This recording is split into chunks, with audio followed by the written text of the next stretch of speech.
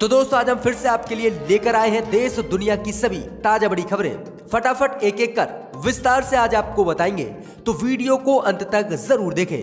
दोस्तों वीडियो बनाने में हमें काफी मेहनत लगी है, तो वीडियो को लाइक जरूर कर दें। जी दोस्तों, पहली बड़ी खबर में आपको बताएंगे कि चीन से मोदी को तगड़ा झटका।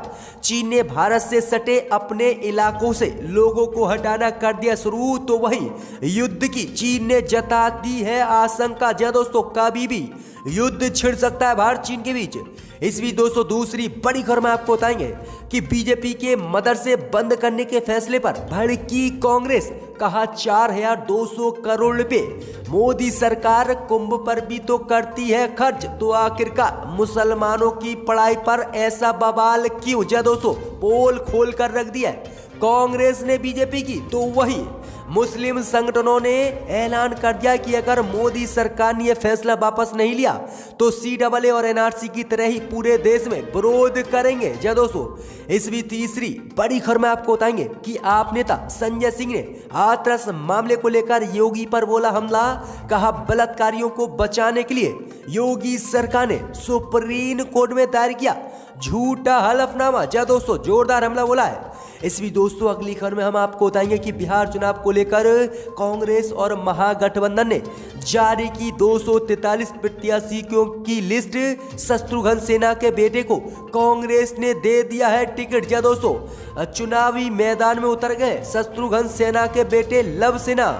इस भी दोस्तों अगली खबर में हम आपको बताएंगे कि TRP घोटाले के बाद गोदी मीडिया की बड़ी मुश्किलें। VARC ने 3 महीने तक सभी न्यूज चैनलों की रेटिंग जारी करने से कर दिया इनकार। कहा ये कर रहे हैं, करोड़ों का घोटाला अब नहीं करेंगे।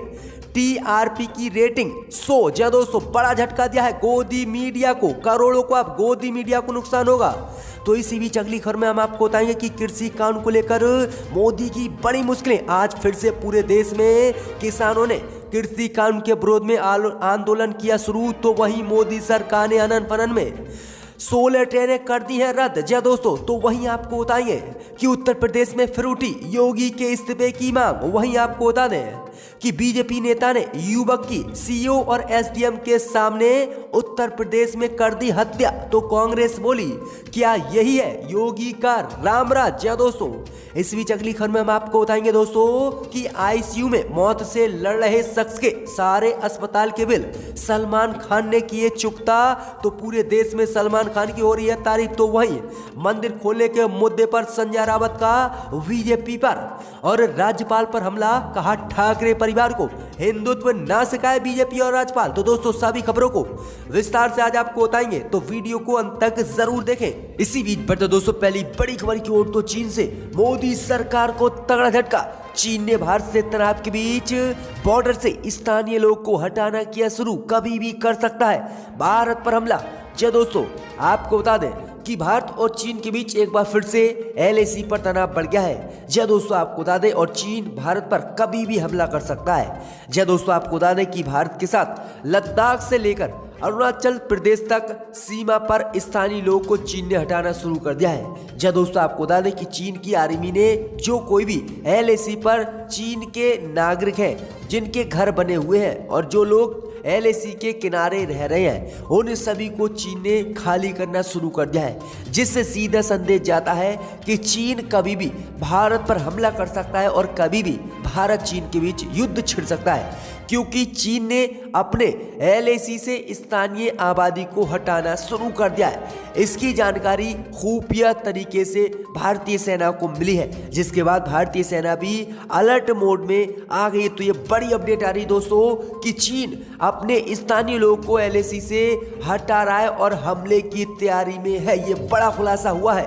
इसी बीच बढ़ते दोस्तों अगली खबर की ओर, तो बीजेपी को असम में सरकारी मदरसे बंद करना पड़ा भारी। कांग्रेस ने किया मदरसे बंद करने का विरोध। कहा करोड़ों रुपए कुंभ मेले पर भी खर्च करती है बीजेपी, आखिरकार उसका क्यों नहीं देती मुसलमानों को जवाब। जी दोस्तों, आपको बता दें कि असम की बीजेपी सरकार ने हाल ही में सरकारी मदरसों पर बैन लगाने का फैसला किया था और कहा था कि धार्मिक आयोजन और धार्मिक पढ़ाई पर 1 रुपया भी सरकारी खर्च नहीं किया जाएगा। अब इसी को लेकर कांग्रेस ने बीजेपी का विरोध किया है।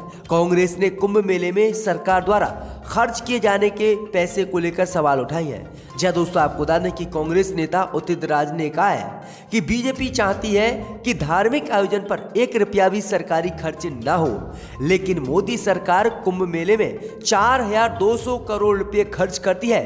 क्या वह खर्चा गलत नहीं है? क्या वह धार्मिक आयोजन पर खर्च नहीं होता है? अब इसी को लेकर बीजेपी पर कांग्रेस भड़क गई है और कांग्रेस ने कहा है कि आखिरकार मुसलमानों पर ही पैसा खर्च करने पर बीजेपी को क्या परेशानी होती है।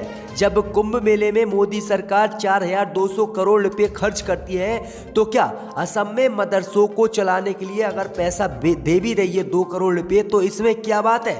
आखिरकार मुसलमानों से ही नफरत क्यों करती है बीजेपी? तो ये कांग्रेस ने पूछा है। जबकि आपको बता दें कि देश के कोने कोने से मुस्लिम संगठनों ने मोदी सरकार को चेतावनी दी है कि अगर मोदी सरकार ने ये फैसला वापस नहीं लिया तो जिस तरह से CAA और NRC के खिलाफ विरोध प्रदर्शन पूरे देश में किया था, उसी तरह से मदरसे बंद होने के फैसले पर भी वह पूरे देश में विरोध प्रदर्शन करेंगे। तो ये पूरी तरह से बीजेपी घिर गई है।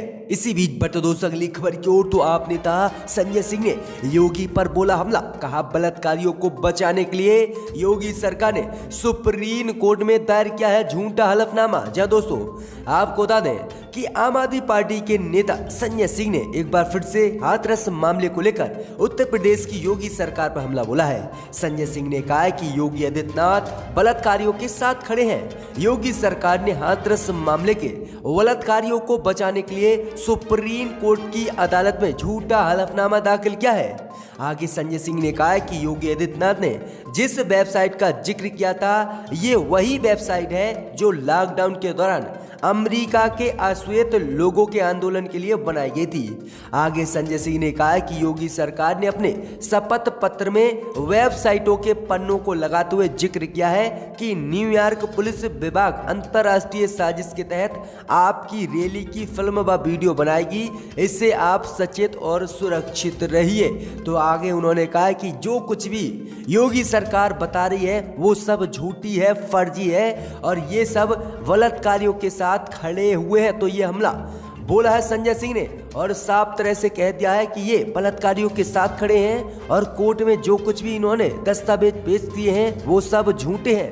इसी बीच बढ़ते दोस्तों अगली खबर की ओर, तो बिहार चुनाव को लेकर महागठबंधन और कांग्रेस ने 243 प्रत्याशियों की लिस्ट की जा रही। शत्रुघ्न सिन्हा के बेटे लव सिन्हा को कांग्रेस ने दिया वांकीपुरा से टिकट। जय दोस्तों, आपको बता दें कि बिहार की 243 सभी विधानसभा सीटों को लेकर महागठबंधन ने अपने प्रत्याशियों की लिस्ट जारी कर दी है।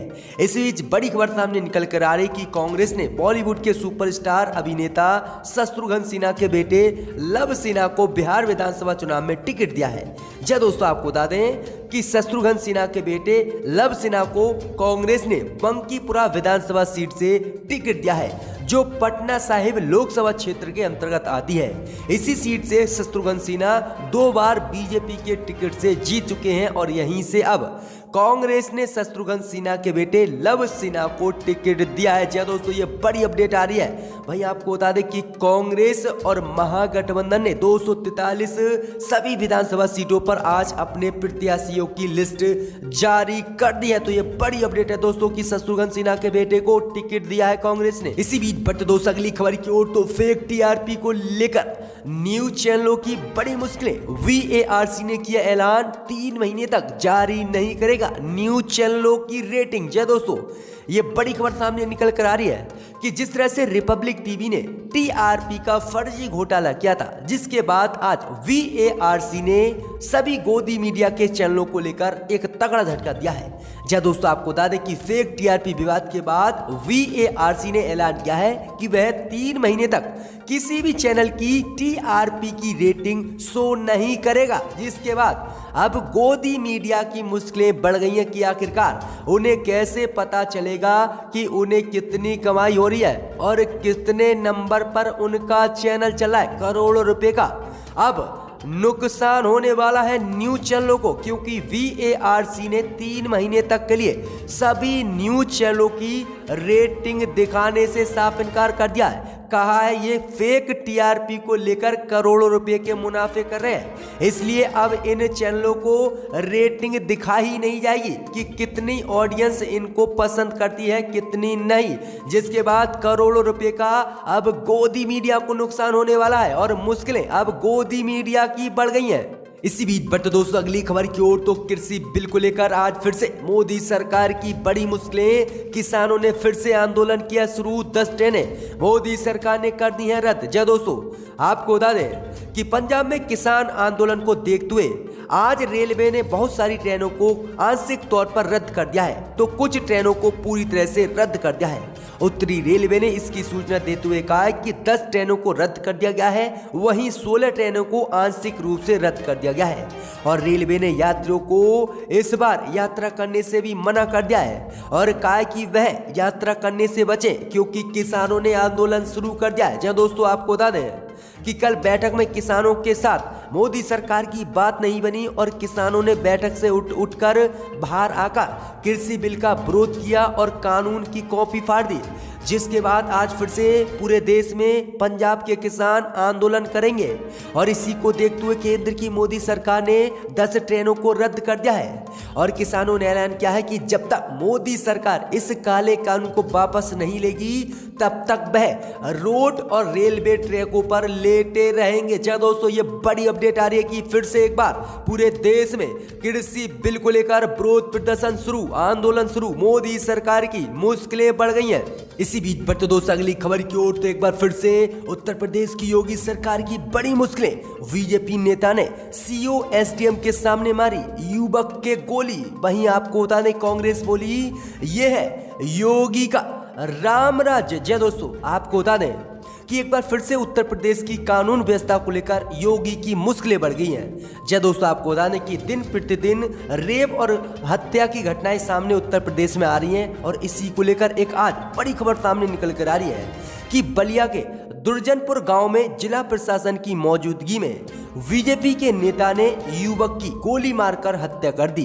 वहीं आपको बता दें कि घटना के बाद मृतक के बेटे ने कहा है कि सीओ, इंस्पेक्टर और मजिस्ट्रेट की मौजूदगी में बीजेपी नेता ने पिता को गोली मारी है। उनका कहना है कि पुलिस खड़े होकर पूरे घटनाक्रम को देखती रही और कुछ भी नहीं किया, जिसके बाद अब बीजेपी की मुश्किलें बढ़ गई हैं और कांग्रेस ने भी हमला किया है। कांग्रेस ने कहा है कि सत्ता दल के नुमाइंदे द्वारा एसडीएम सीओ के सामने गोली चलाना ये बताता है कि बीजेपी सत्ता के नशे में चूर है और ये हत्या महज एक युवक की हत्या नहीं, समूचे कानून व्यवस्था की हत्या है। जी दोस्तों, अब कांग्रेस ने कहा क्या यही है योगी का रामराज, जिसमें बेटी और देश की जनता नहीं है सुरक्षित। जी दोस्तों, एक बार फिर से योगी की मुश्किलें बढ़ गई हैं। अब इसी बीच बढ़ते दोस्तों अगली खबर की ओर, तो सलमान खान ने एक बार फिर से किया देश में बड़ा काम, आईसीयू में मौत से लड़ रहे शख्स के सारे बिल चुकाए। जी दोस्तों, आपको बता दें कि सलमान खान बिग बॉस के बाद काफी सुर्खियों में आने लगे हैं। हाल ही में उन्होंने हमेशा की तरह एक ऐसा काम किया है जो वाकई में काबिले तारीफ है। जी दोस्तों, आपको बता रहे हैं कि बॉलीवुड का एक स्टार आईसीयू में मौत से जंग लड़ रहा था और इसका नाम मेहंदी